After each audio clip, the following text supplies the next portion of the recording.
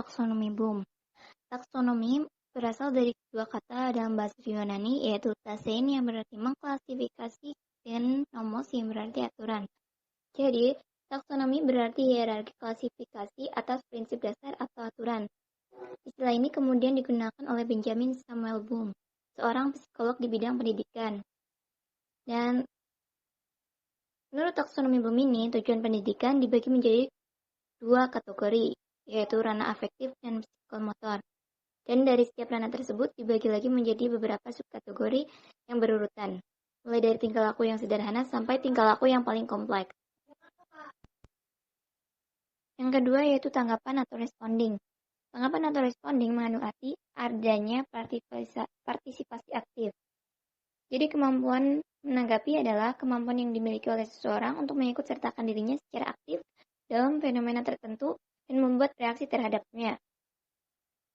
Maksudnya, peserta didik di sini dididik untuk berkemampuan berpartisipasi dalam pembelajaran dan selalu termotivasi untuk bereaksi dan mengambil tindakan. Yang pertama yaitu penerimaan. Penerimaan atau receiving adalah kepekaan seseorang dalam menerima rangsangan atau stimulus dari luar yang datang kepada dirinya dalam bentuk masalah, situasi, gejala, dan lain-lain.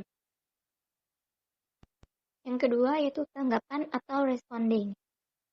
Tanggapan atau responding mengandung arti adanya partisipasi aktif. Jadi kemampuan menanggapi adalah kemampuan yang dimiliki oleh seseorang untuk mengikut sertakan dirinya secara aktif dalam fenomena tertentu dan membuat reaksi terhadapnya sebuah cara. Lalu selanjutnya yaitu penghargaan atau valuing. Menilai atau menghargai artinya memberikan nilai atau memberikan penghargaan terhadap suatu kegiatan atau objek. Dalam kaitan proses belajar mengajar, peserta dididik tidak hanya untuk menerima nilai yang diajarkan, tetapi juga dididik berkemampuan untuk menilai konsep atau fenomena yaitu baik atau buruk. Bila suatu ajaran yang telah mampu mereka nilai dan mampu untuk mengatakan itu adalah baik, maka ini berarti bahwa peserta didik telah menjalani proses penilaian. Kemudian lanjut nomor 4, pengorganisasian atau organization. Artinya yaitu mempertemukan perbedaan nilai sehingga terbentuk nilai baru yang universal, yang membawa pada perbaikan umum. Kemudian mengatur atau mengorganisasikan merupakan pengembangan dari nilai ke dalam satu sistem organisasi, termasuk di dalamnya hubungan satu nilai dengan nilai lain, pemantapan dan prioritas nilai yang telah dimilikinya. Kemudian nomor 5, karakterisasi berdasarkan nilai-nilai atau characterization by a value or value complex. Ini lebih mengacu kepada karakter dan daya hidup seseorang. Tujuan dalam kategori ini adalah hubungan dengan keteraturan pribadi, sosial, dan emosi jiwa, yaitu keterpaduan semua sistem nilai yang telah dimiliki oleh seseorang, yang mempengaruhi pola kepribadian dan tingkah lakunya. Nilai ini telah tertanam secara konsisten pada sistemnya dan telah mempengaruhi emosinya. Pada jenjang ini, peserta didik telah memiliki sistem nilai yang mengontrol tingkah lakunya untuk waktu yang lama, sehingga membentuk karakteristik atau pola hidup. Ranah psikomotor. Ranah psikomotor adalah kemampuan yang dihasilkan oleh fungsi motorik manusia, yaitu berupa keterampilan untuk melakukan sesuatu. Keterampilan melakukan sesuatu tersebut meliputi keterampilan motorik, keterampilan intelektual, dan keterampilan sosial. Rincian dalam domain ini tidak dibuat oleh Bloom, namun dibuat oleh ahli lain, tetapi tetap berdasarkan pada domain yang dibuat Bloom.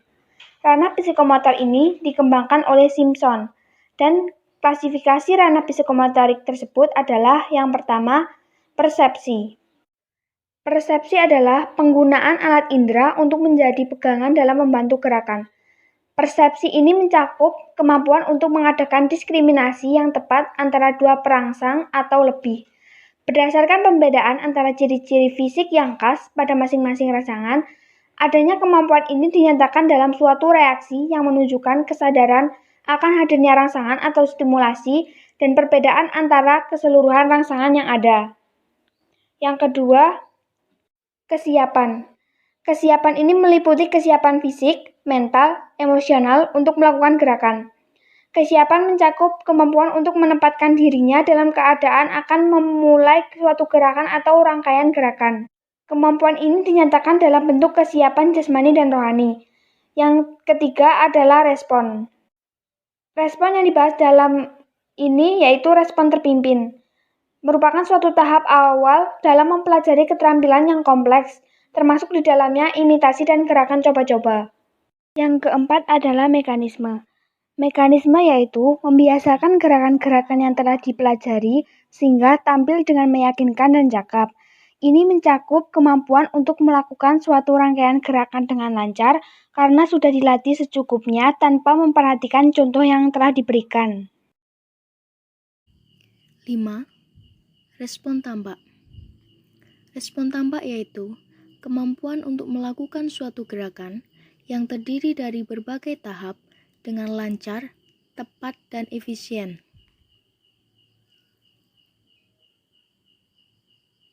Mencangkup kemampuan melakukan gerakan, keterampilan yang terdiri dari banyak tahap. Contoh, 1. Bekerja dengan terstruktur. 2. Membongkar dan memasang kembali suatu peralatan dengan tepat. 6. Penyesuaian. Penyesuaian yaitu kemampuan untuk mengembangkan keahlian dan memodifikasi pola sesuai dengan yang dibutuhkan.